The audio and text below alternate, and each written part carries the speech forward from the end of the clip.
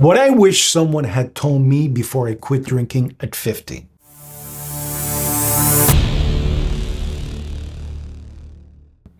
When I was 50, I was 218 pounds. I drank almost every night.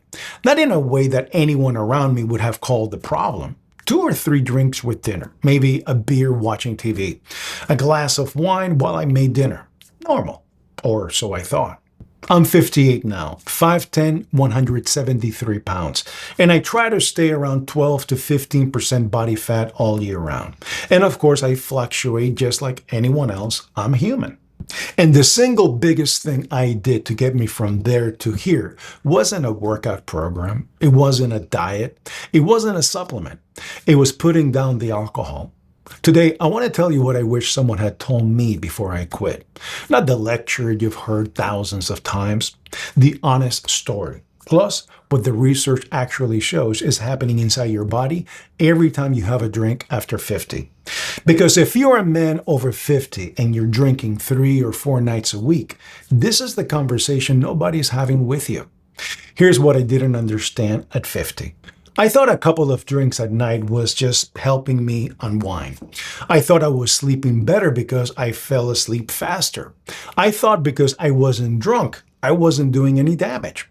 I was wrong about every single one of those things. What I was actually doing was running an experiment on my body every single night, and the results were showing up in the mirror. I was getting softer.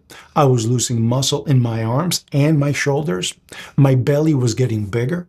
I was waking up at 3 in the morning every single morning and lying there until my alarm.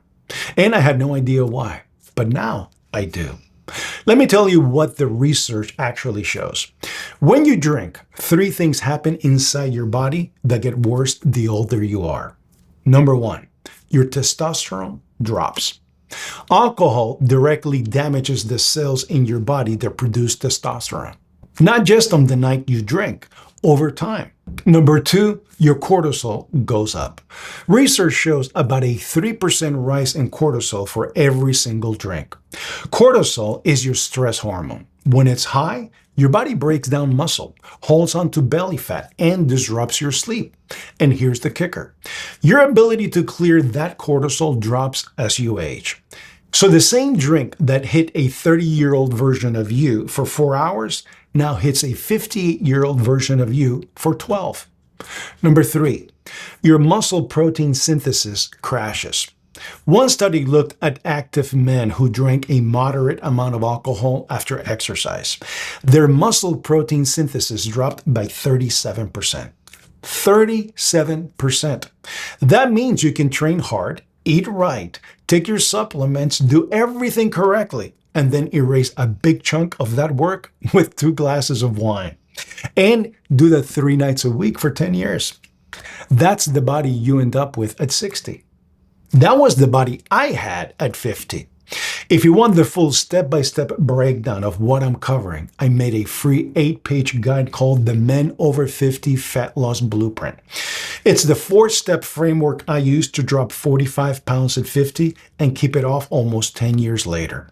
The link is the first thing you see in the description below, so go check it out. It's completely free. So I want to come back to the sleep piece because this is the one nobody talks about.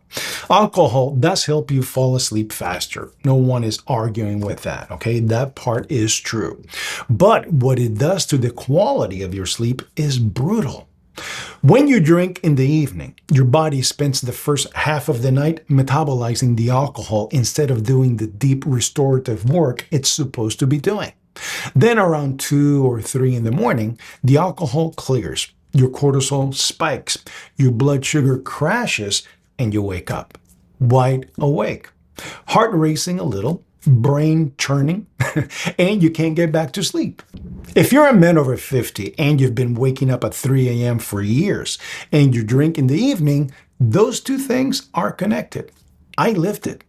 And the night I stopped drinking, the 3 a.m. wake up didn't disappear immediately. It took about 3 weeks, but it did disappear. I haven't woken up at 3 a.m. on a regular basis in almost 8 years. Now let me tell you what nobody tells you about quitting. The first week is hard. Not because you crave the alcohol necessarily, because you don't know what to do with your hands at 7 p.m. You don't know how to wind down without it. You don't know who you are at dinner without a glass of wine in your hand. That's the real challenge. And it's not about willpower. It's about replacing a routine. Let me say that again. It's about replacing a routine. For me, I replaced the evening drink with sparkling water and a twist of lime. Same glass, same ritual, different liquid. And the second thing I did was move my workouts to the evening for the first month or so, just to fill some time. That's all. By week 3, I didn't think about it anymore. By month 3, I started seeing my body change in ways no workout program had ever delivered. My face got leaner, my belly started shrinking, my shoulders came back. I was sleeping through the night for the first time in I don't know how many years, and my workouts started paying off in a way they never had before. This whole journey, the alcohol, the food, the training, the 45 pounds, that's the story I tell in my book. The link is in the description, so check it out. But I want to be clear about something.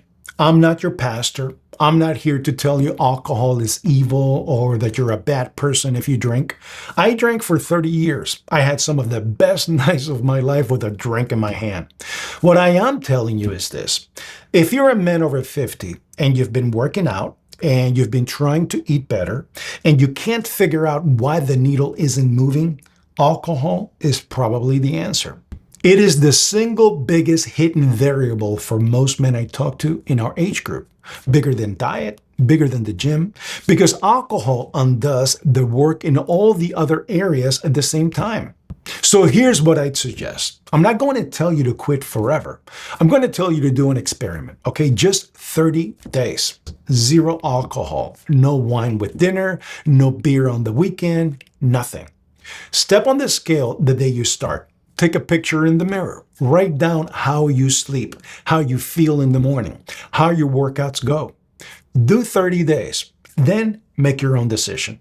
Because once you see what your body does in 30 days without alcohol, you'll have your own data. And nothing I say or anyone else says will be more convincing than that. One last thing before we wrap up.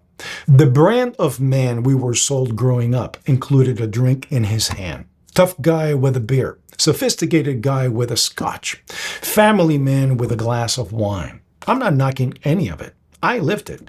But I'll tell you this, the strongest, healthiest, most clear-headed version of myself didn't show up until I let that go. I'm 58 years old and I feel better than I did when I was 40. And the door to that started opening the night I poured the last drink down the sink.